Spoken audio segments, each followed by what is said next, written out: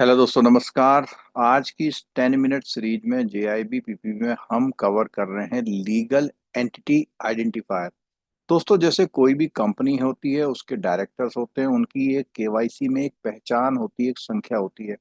लेकिन international level में कोई भी ऑर्गेनाइजेशन अगर है, काम कर रहा है, फाइनेंशियल ट्रांजैक्शन कर रहा है, तो उसके लिए एक कोड, जिसको हम लीगल एंटिटी आइडेंटिफायर कोड भी बोलते हैं, वो जारी किया जाता है, जिससे पता लगाया सके ट्रांजेक्शन कौन कर रहा है, कैसे कर रहा है। ठीक है, तो आज हम इसको कवर करेंगे।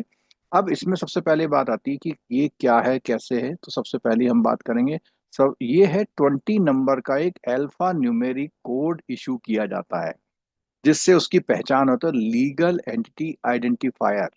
इसी नंबर को हम लीगल एंटिटी आइडेंटिफायर बोलते हैं, और ये जो पार्टीज होती हैं उनको पहचानता है, जो फाइनेंशियल ट्रांजेक्शन वर्ल्ड वाइड करती हैं। जब ग्लोबल फाइनेंशियल क्राइसिस हुआ था, तो डेटा की एक्यूरेसी, ट्रांसपेरेंसी और रिस्क मैनेजमेंट को इम्प्रूव करने के लिए इसको इंट्रोड्यूस किया गया था। अब बात आती है यहाँ पर कि जो गवर्नेंस और इशुएंस है, कि कौन इसको संभालेगा, कौन इसको इशू करेगा।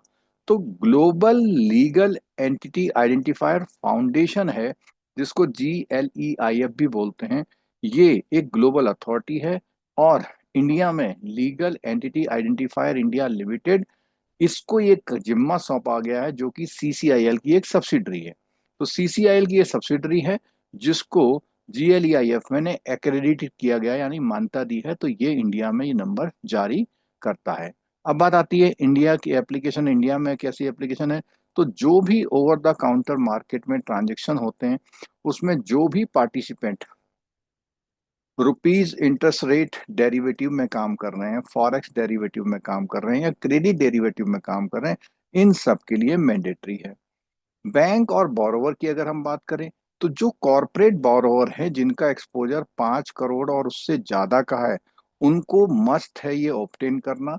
और जो कि क्रिलिक में कैप्चर्ड किया जाता है, कैप्चर्ड इन क्रिलिक। क्रिलिक का मतलब जो क्रेडिट इंफॉर्मेशन होती है, लार्ज क्रेडिट की रिपोर्ट, उसमें कैप्चर होता है। इसकी थ्रीशोल्ड की कुछ कट ऑफ थी, जैसे अप्रैल 2023 तक सारे वो लोन जो 25 करोड़ और उससे बड़े थे, और सारे वो लोन जो 10 से 25 करोड़ तक के थे 30 अप्रैल 24, और 5 से 10 करोड़ वाले ये 30 अप्रैल 2025, यानी आज की तारीख में सबके लिए, जो भी 5 करोड़ और ऊपर से ऊपर वाले एक्सपोजर हैं, सबके लिए कवर अप हो गया है। अब बात करते हैं क्या चीजें इसमें एक्सपोजर में काउंट होती हैं।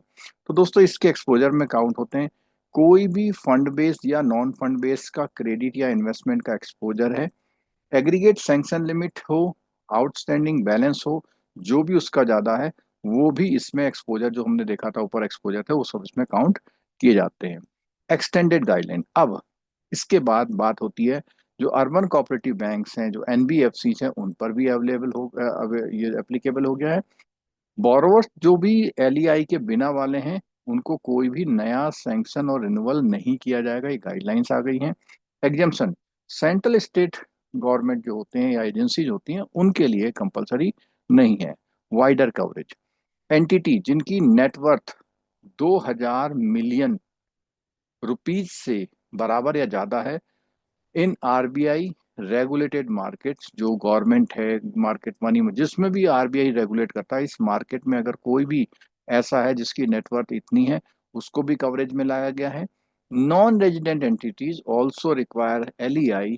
FPIs में यूज पेरेंट कंपनी LEI। तो जो फॉरेन पोर्टफोलियो इन्वेस्टर हैं, वो अपनी पेरेंट कंपनी का LEI यूज कर सकते हैं।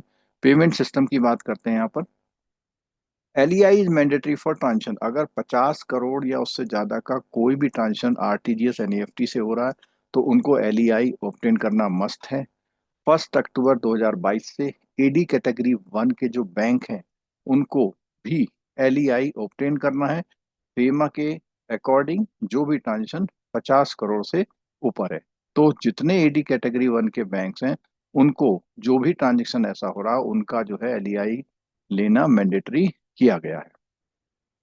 क्वेश्चन पे बात करते हैं दोस्तों। इसमें क्वेश्चन, पहला क्वेश्चन है, LEI is a code is use to uniquely identify parties to financial transaction world wide. तो दुनिया भर में जो ट्रांजेक्शन हो रहे हैं, उनको पहचानने के लिए इनका यूज किया जाता है।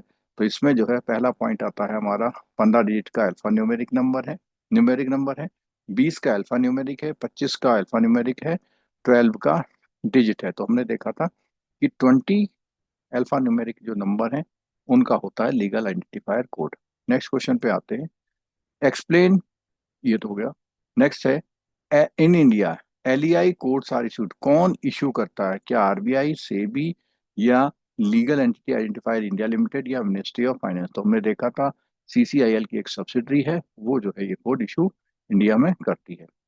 अब बात करते हैं, which of the following correctly describe the LEI applicability in the क्रिलिक रिपोर्टिंग? क्रिलिक में रिपोर्ट करने के लिए इसमें से कौन से वाले एलईआई को करना जरूरी है?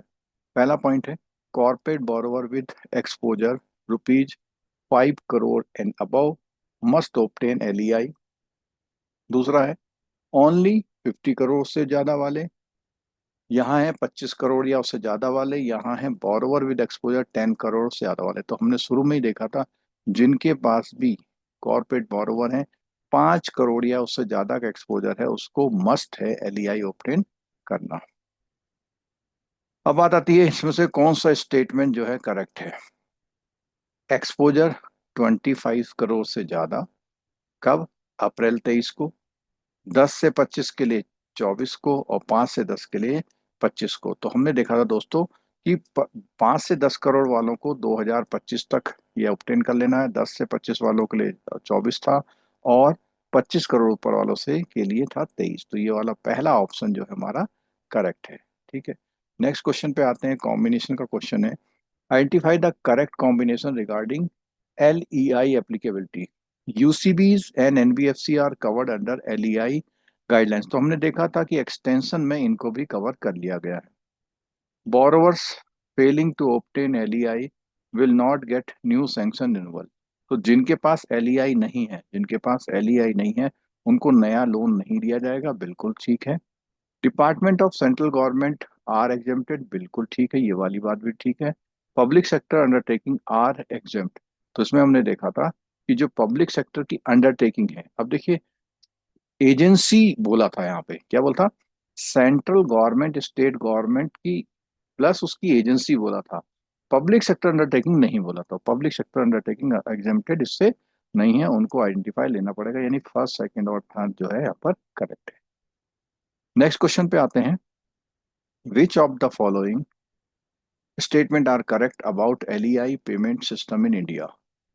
LEI mandatory for transaction ₹50 crore plus RTGS NEFT, हमने देखा था, ये बिल्कुल पॉइंट है। अप्लाइज ओनली टू इंडिविजुअल, तो यहाँ पर लिखा हुआ है तो ये बिल्कुल नहीं है, केवल इंडिविजुअल नहीं, कॉर्पोरेट को भी एप्लीकेबल है। Applies to non individual customer initiating और रिसीविंग ट्रांजेक्शन, तो ये हमने देखा था LEI का केवल कॉन्सेप्ट जो है नॉन इंडिविजुअल कस्टमर के लिए ही है। ठीक है, AD1 category banks must obtain LEI for FEMA transactions ₹50 crore. तो अगर 4 करोड़ से ज्यादा के हैं तो उसमें जो AD कैटेगरी है उसको फेमा ट्रांजेक्शन के अकॉर्डिंग इससे ज्यादा के करने वाले का LEI लेना पड़ेगा, बिल्कुल ठीक है। यानी फर्स्ट, थर्ड और fourth correct option is correct, यानी बी ऑप्शन इज करेक्ट।